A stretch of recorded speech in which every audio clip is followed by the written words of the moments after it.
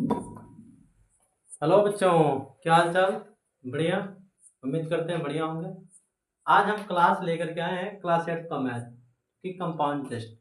Compound interest का आज हम लोगों का, अभी तक हम लोगों ने जो भी पढ़ा है एसआई भी पढ़ा है, लेकिन आज सीधे फार्मूले पे बात करेंगे, है ना। आज सीधा का सीधा फार्मूला बात करेंगे कि सब फार्मूले पे कैसे कंपाउंड इंटरेस्ट निकाला जाता है। आज सीधा सीधा हम लोग किस पे बात करेंगे, फार्मूला पर। चक्रवृद्धि ब्याज, इसको क्या कहते हैं, कंपाउंड इंटरेस्ट को चक्रवृद्धि ब्याज। अच्छा एक बात बताओ, चक्रवृद्धि ब्याज कहते हैं किसको, जानते हो? मैं बता रहा हूँ, चक्रवृद्धि ब्याज का मतलब क्या होता है कि ब्याज पे भी ब्याज लग जाना। जैसे कि मान लो मैंने बैंक को 100 रुपया दिया, अब उसने साल में क्या कर दिया, हमको 10 रुपये ब्याज दिया, तो मेरे पास कितना हो गया, 110 रुपया।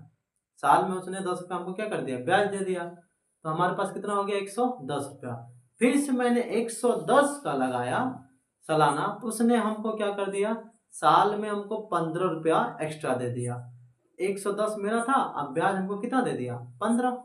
यानी कि ब्याज का भी अब ब्याज उसमें क्या हो रहा है, बढ़ रहा है। उसी को हम लोग क्या कहते हैं, कंपाउंड इंटरेस्ट यानी चक्रवृद्धि ब्याज कहते हैं। आज हम लोग फार्मूले पे बात करेंगे। देखिए इसके फार्मूले, कई तरह के फार्मूले आपको बनेंगे, जिस पे इस पे आपको क्वेश्चन करना होगा, कर लीजिएगा। देखिए मैं बता रहा हूँ, पहला जो फार्मूला होगा अपना, पहला, पहले तो अमाउंट निकालते हैं।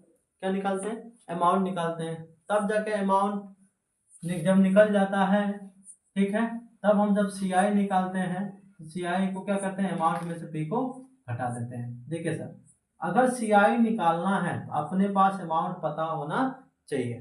ठीक, सी आई अगर निकालना है तो अमाउंट पता होना चाहिए। अमाउंट का फार्मूला देख लो क्या है, ए बराबर पी इंटू 1+R/100 अपान में यन होता है।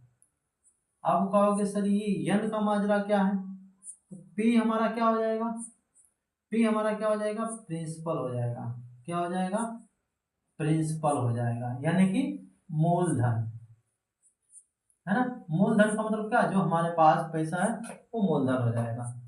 आर हमारा क्या हो जाएगा, रेट।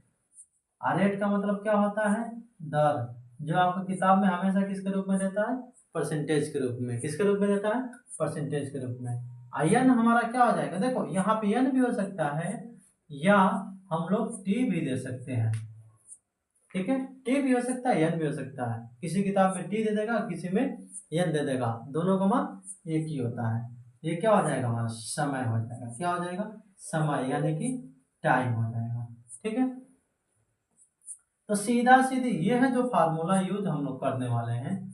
यह जो फार्मूला यूज करने वाले हैं एकदम सीधा, यानी कि सरल, सिंपल समय के लिए करने वाले हैं।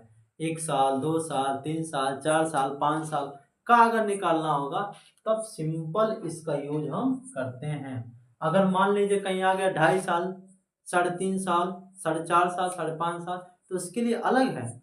लेकिन एकदम सीधा वाला के लिए, जो सीधा आंकड़ा है, जैसे कि 1 साल, 2 साल, 3 साल, 4 साल, 5 साल का निकालना, उसके लिए फार्मूला लगेगा। ठीक है, सिंपल ईयर्स के लिए, किसके लिए है, सिंपल ईयर्स के लिए है।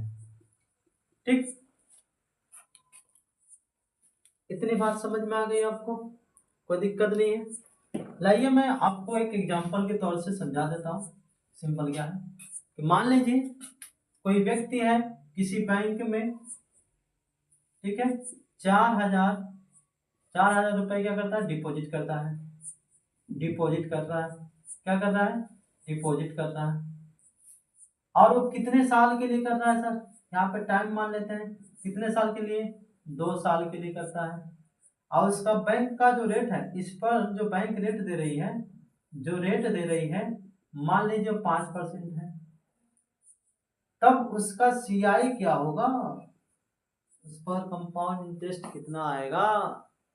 देखिए इसको करने के लिए हम क्या करेंगे, फार्मूला अपनाएंगे। कौन, देखो भाई इसमें जो वर्ष आया बिल्कुल सीधा आया है कि नहीं आया है, 2 साल आया ना, 2.5 साल नहीं निकाला है, 3.5 साल नहीं निकाला है, सीधा सीधे आया है ना। अब इसके लिए सबसे पहले सीआई निकालने के लिए हमें सबसे पहले क्या चाहिए, अमाउंट चाहिए। CI कब निकलेगा, जब अमाउंट पता रहेगा तब निकलेगा।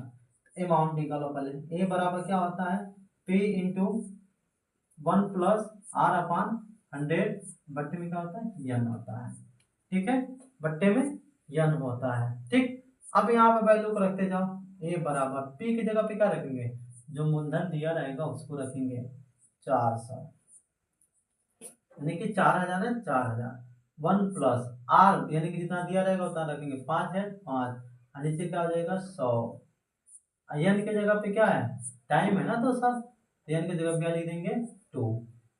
हो गया, आ रहा समझ में, दिखाई दे रहा है बगल में। चलिए, आ रहा है क्या यहाँ पर,